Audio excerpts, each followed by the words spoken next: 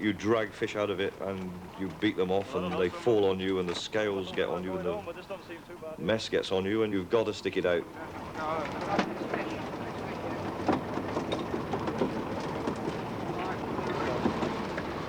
Right, I'm dropping away now.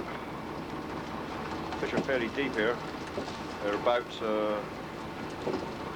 30 fathoms, nearly on the bottom. Nearly on the bottom. And I've just put my hand on the gurney to steady it a bit. Stop the line blowing up. Now they're just coming on now. Biting now. A couple of pulls. I can feel them filling up the line. They're running up the hooks. Going, Colin? I'd say it was fairly full now. Yeah, you can drop away now, Paul. Yeah, just wait here now. It's fairly hard to turn. It's taking quite a bit of effort to turn it. Coming up. Coming up. When they see the light, I expect they'll dive a little bit harder. Yeah, coming up. Better see them in a minute. Yeah, there they are. Now hook the gurney up so they can't spin away. Lift them in. There's a couple of tangled me there, look. There we are. That's a reasonable string pull. Not very good. Reasonable. Too many smalls and mediums for my liking. Going small. Going small, are they? Yeah. I had a few small on that. The usual hook in the steering cable. And the one fish that won't come off. Down we go again.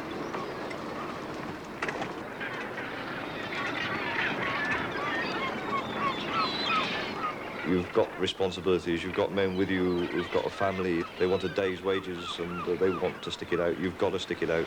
You do stick it out, you want to stick it out.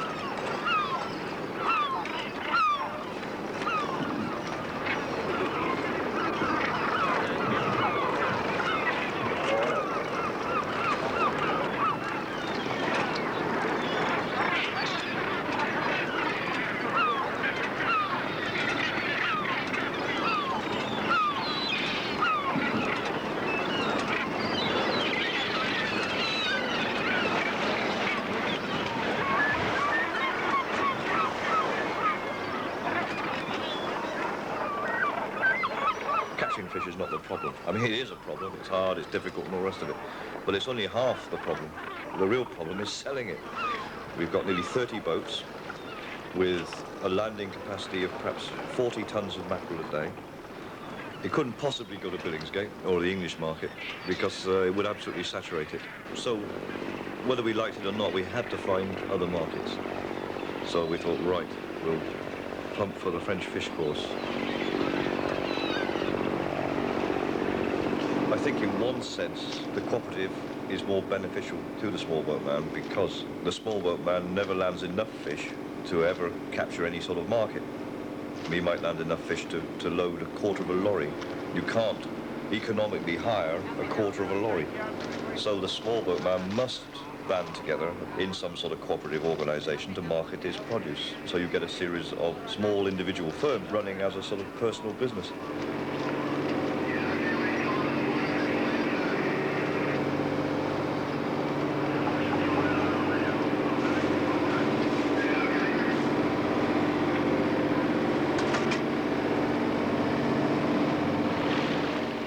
A catch which you and I will never see.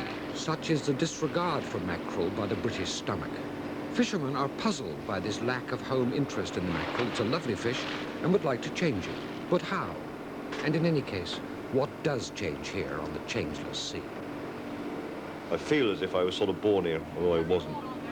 I almost feel like I'm disappearing into a Turner painting. You know, you're sort of part of it.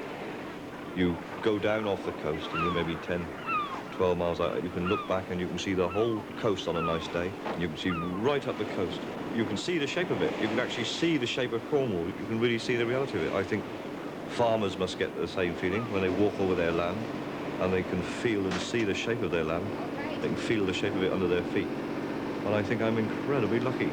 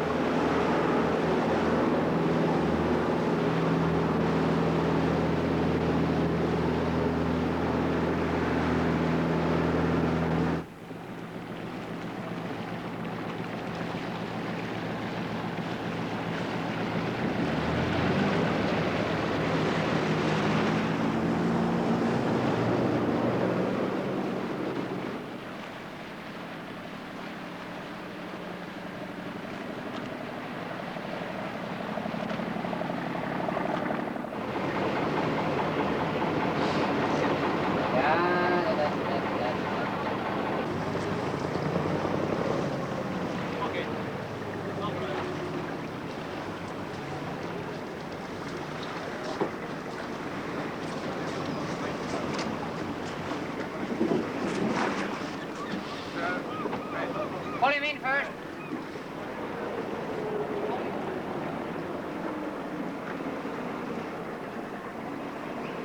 Check him. Lovely.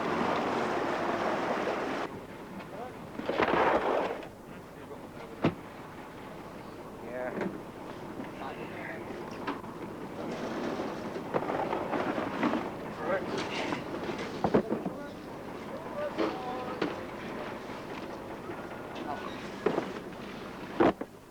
Each box brings in an average of £3 to £4 to the fisherman, up to £25 in the shops. The economics of the fish trade are far from easy to understand, but then they always have been. Still, the boats put to sea to bring in the mackerel, which overnight will go to France. And Nankerzy's little quay is a fish quay once again, the landfall of the Flushing fleet.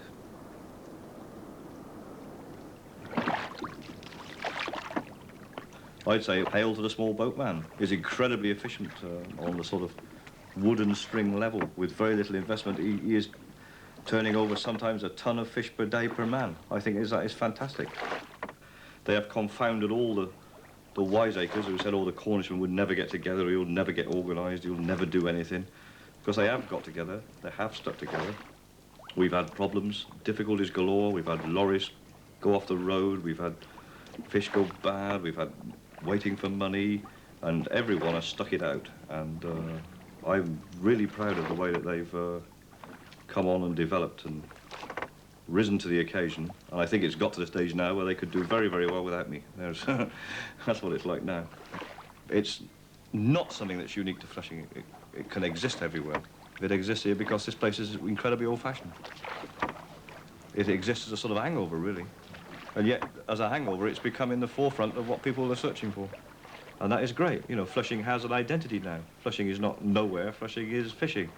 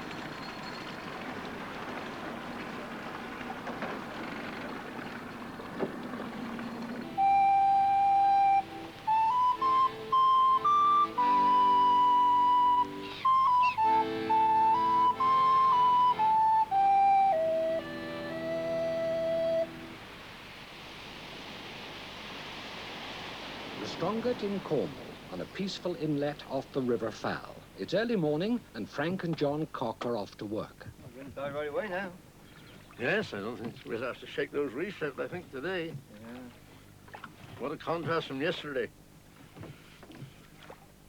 They're going aboard Morning Star, which has had a long and eventful life as a member of a fleet of unique and beautiful craft, the Falmouth working boats. Frank and his son John are fishermen, and now among the last few of the fishermen of England to work under sail. That's for the loot. Their quarry is oysters. Here, beneath the clear waters of the Fal, are ancient oyster banks that have provided a living for those with the skills to dredge them for hundreds of years. To prevent pollution of the water, which would kill the oysters, strict local laws forbid the use of motorboats. The oysters of the River Fal must be fished by hand and sail alone, and these sturdy gaff-rigged craft have been evolved to do the job.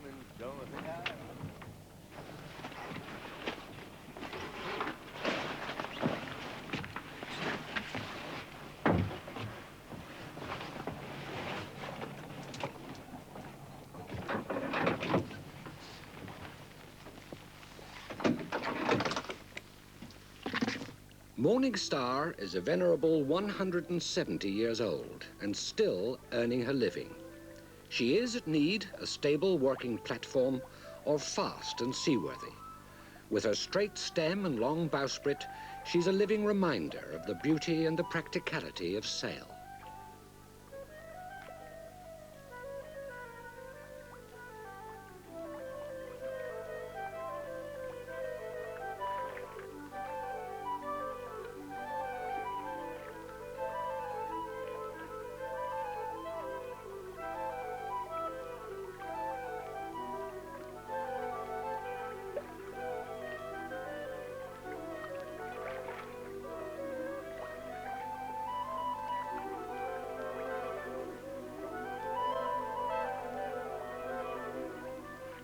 Once on the banks, the boats drift on the tide, dragging their dredges for oysters. The drift completed, they hurry back across the bank to start again. It's harsh winter work. The season starts in October and continues until the end of March, most of the months with an hour in them. At the beginning of the season, most of the catch must be thrown back because it's undersize. Hard work it may be, but John Cock wouldn't change it. I like the life. The oyster dredging, well, I don't know any better job. It's a job that I love doing. I don't mind whether it's cold or whether it's fine, you know, it doesn't make any difference. Well, I suppose I've always been brought up on the water and that's it, you know, you don't change just like that, do you? Generation after generation. Father, grandfather, and his father before him, they all worked on the water. Frank has spent 60 years working afloat, most of it on the Fal. I started with my father oyster fishing in 1921 or something. The oyster fishing at that time wasn't all that good, and my father advised me to go and learn a trade of some sort. Frank served his time as a shipwright, and he's been sailing in Morning Star for over 30 years.